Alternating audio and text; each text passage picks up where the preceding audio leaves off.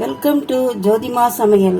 நம்ம இப்போ செய்ய போகிறது உப்மா இன்ஸ்டன்ட் மிக்ஸு செய்ய போகிறோம். அதுக்கு தேவையான பொருட்கள்: ஒரு பெரிய வெங்காயம் ஒன்று கட் பண்ணி வச்சுக்கோங்க. இஞ்சி இது மாதிரி பொடியாக நறுக்கி இடித்து வச்சுக்கோங்க. அப்படி பாருங்கள், நல்லா தட்டி இடித்து வச்சுருக்கிறேன். இந்த மாதிரி வச்சுக்கோங்க. ஒரு 6 பச்சை மிளகாய், கருவேப்பிலை, ஒரு 3 ஸ்பூன் கடுகு, உளுந்தம்பருப்பு கொஞ்சம் ஒரு கையளவு, கடலை பருப்பு ஒரு கையளவு எடுத்து வச்சுக்கலாம். இப்போ நம்ம ரவையை நல்லா வறுக்க போகிறோம். 100 கிராம் எண்ணெய், இது தேவைய தாளிப்புக்கு. இப்போ நம்ம ரவையை நல்லா செவக்காக வறுத்துக்கலாம். ரவையை நல்லா செவக்காக வறுத்துக்கணும். அடி பிடிச்சிடக்கூடாது, கருகிடக்கூடாது. இதே கிண்டிக்கிட்டே இருக்கணும் பக்கத்தில் நின்று. இதை வச்சுட்டு எங்கேயும் வெளியிலலாம் போயிடக்கூடாது. வேறு வேலையாக இருந்தால் மறந்து போயிடும். பக்கத்திலே இருந்து நல்லா செவக்க வறுக்கணும். எல்லா பொருளுமே செவக்க தான் வறுக்கணும். அப்போ தான் 1 மாதத்துக்கு ஸ்டோர் பண்ணி வச்சு சாப்பிடலாம். இது இன்ஸ்டன்ட் உப்மா மிக்ஸ்.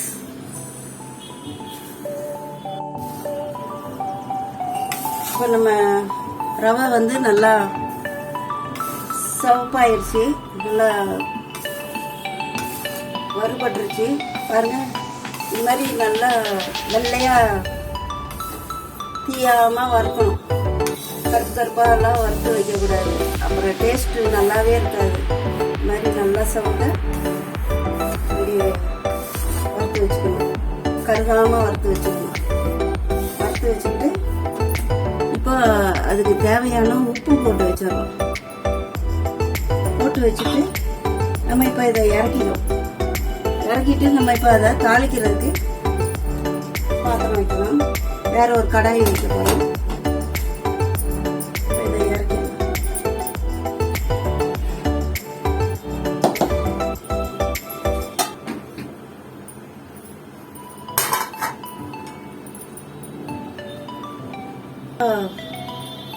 வேற ஒரு கடாயை வச்சிருக்கோம். அது காஞ்ச உடனே இப்போ அந்த 100 கிராம் எண்ணெயை அதில் ஊற்றுறோம். 1 கிலோ ரவைக்கு 100 கிராம் எண்ணெய் கரெக்டாக இருக்கும்.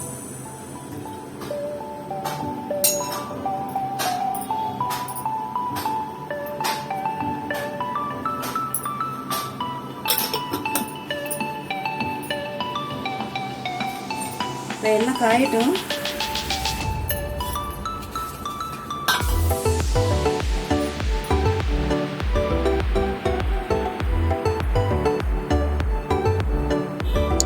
எண்ணெய் காய்ஞ்சிடுச்சு. நம்ம இப்போ கடுகு உளுந்து பருப்பு போட்டுக்கலாம். கடுகு ஃபஸ்ட்டு போட்டுட்டு அப்புறம் உளுந்தம் பருப்பு, கடலை பருப்பு எல்லாம் போட்டுக்கலாம். நல்லா பொரிஞ்சு வரட்டும்.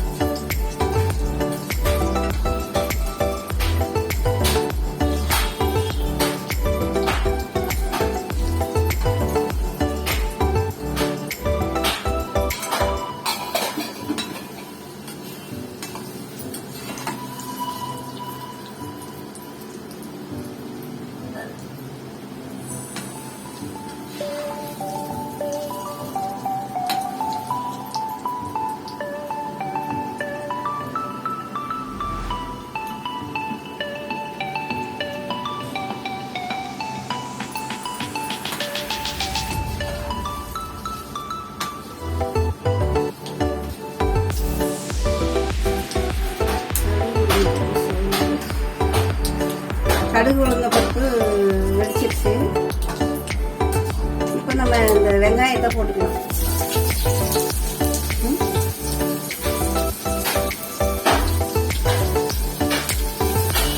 வெங்காயமும் நல்லா சிவப்பாக வறுக்கணும்.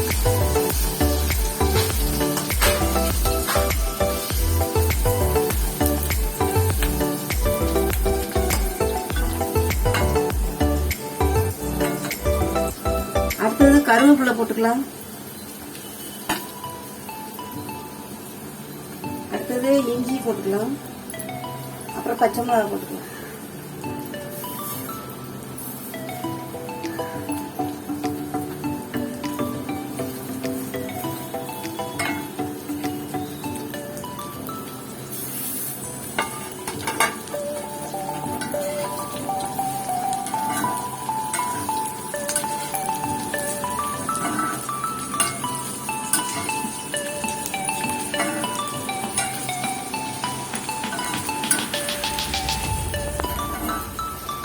நம்ம இப்போ உடனே சாப்பிடணும்னா இந்த மாதிரி பக்குவத்தில் தண்ணியை ஊற்றி ரவையை போட்டு நம்ம சாப்பிடுவோம். ஆனால் இந்த பக்குவம் வந்து ஒரு மாதம் நம்ம அந்த ரவையை வச்சு சாப்பிட போகிறோம். அதனால நல்லா இன்னும் சவுக்காக வறுக்கணும்.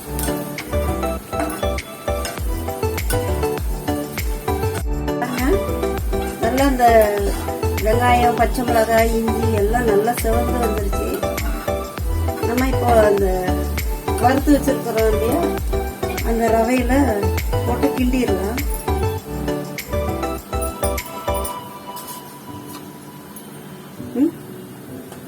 நம்ம இப்போ இந்த இதில் போட்டு கிண்டிடலாம்.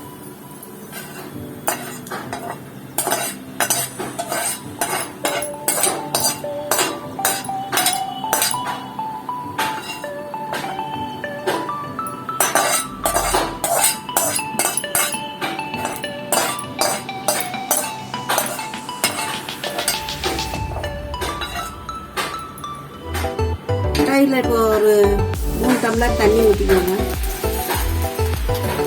நம்ம இப்போ 1.5 டம்ளர் ரவையில் இப்போ இன்ஸ்டன்ட் ரவையை இப்போ போட போகிறோம். 3 டம்ளர் தண்ணி, 1.5 டம்ளர் ரவை போட போகிறோம். அதுக்கு 3 டம்ளர் தண்ணி கொதிக்க வச்சுக்கோங்க. நல்லா கொதிக்கட்டும். இப்போ இதை நல்லா மிக்ஸ் பண்ணி வச்சுக்கலாம். சவக்க வறுத்ததை அப்படியே மிக்ஸ் பண்ணி வச்சுக்கலாம். இந்த கலவை வந்து 1 மாசத்துக்கு கெட்டு போகாது. நம்ம வேணுங்கிறப்ப சுடுதண்ணியை நல்லா கொதிக்க வச்சு ஒரு 5 நிமிஷம் அதை மூடி வைக்கணும். சுடுதண்ணியை நல்லா கொதிக்க வச்சு 5 நிமிஷம் மூடி வச்சு பார்த்தீங்கன்னா நல்லா வெந்துடும் ரவை. நல்லா கொதிக்கணும். அந்த தண்ணி வந்து நல்லா கொதிக்கணும். அப்பதான் ரவை நல்லா வேகும். இப்படி நல்லா கிளறி வச்சுட்டீங்கன்னா நம்ம எங்கேயாவது பஸ்ஸு, ட்ரெயினில் எங்கேயாவது போகும்போது கூட இதை எடுத்துகிட்டு போய் வச்சு சாப்பிட்டுக்கணும். கொஞ்சம் சுடுதண்ணியை வாங்கி ஊற்றுனீங்கன்னா உப்புமா வேணும், நம்ம சாப்பிட்டுக்கலாம்.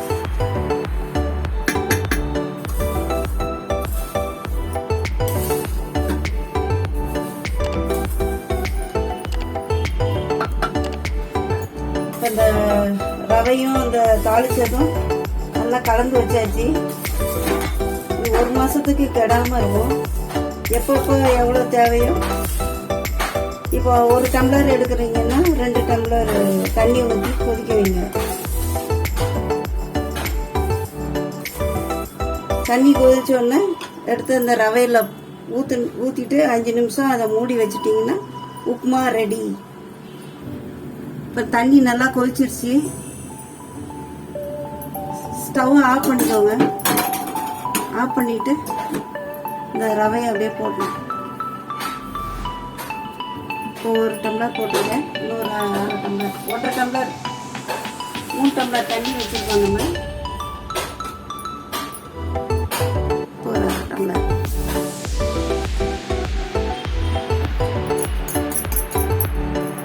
இப்போ மூடி வச்சிடலாம். ஒரு 5 நிமிஷம் கழிச்சு பார்க்கலாம். மூடி வச்சிடலாம். ஒரு 5 நிமிஷம் கழிச்சு திறந்து பார்க்கலாம். நல்லா வெந்து போய் இருக்கும். வாங்க நம்ம இப்போ உப்புமா ரெடி ஆயிடுச்சான்னு பார்ப்போம். நம்ம தண்ணியில் 1.5 டம்ளர் ரவையை போட்டு வச்சோம். ரவை மிக்ஸ் போட்டு வச்சோம். இப்போ எப்படி இருக்குன்னு பார்க்கலாம். ஆஹா, இங்கே பாருங்க, upma ready. Instant upma ready. நல்லா வந்திருக்கு.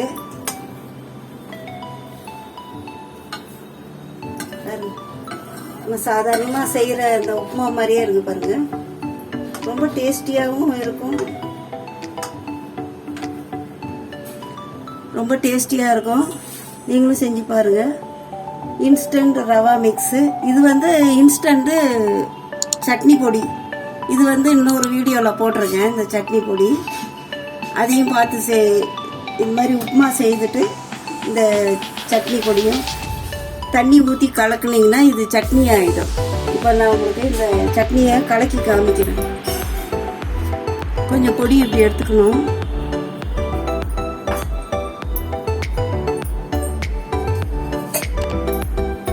எடுத்துக்கிட்டு இதில் நம்ம ஆல்ரெடி எல்லாமே தாளித்து எல்லாமே போட்டு வச்சுருக்கோம். அந்த வீடியோ பார்த்தீங்கன்னா, இன்ஸ்டன்ட் சட்னி மிக்ஸ் வீடியோ பார்த்தீங்கன்னா உங்களுக்கு தெளிவாக தெரியும்.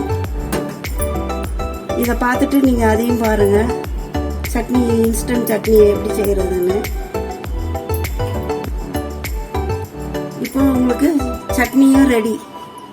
Instant upma, instant chutney ready. பார்த்தீங்கன்னா instant chutney, instant upma mix செஞ்சு வச்சுட்டிங்கன்னா 1 மாதத்துக்கு உங்களுக்கு கவலையே இல்லை. டிஃபனுக்கு கவலையே இல்லை. சுடுதண்ணி கொதிக்க வச்சிங்களா, இதை போட்டிங்களா, உப்புமா ரெடி ஆகிடும். பொடியை அரைச்சி வச்சுட்டு தண்ணியில் கலக்குனீங்கன்னா சட்னி ரெடி ஆகிடும். இந்த டிஷ் பிடிச்சிருந்தா லைக் பண்ணுங்கள், ஷேர் பண்ணுங்கள், சப்ஸ்கிரைப் பண்ணுங்கள். தேங்க்யூ ஃபார் வாட்சிங்.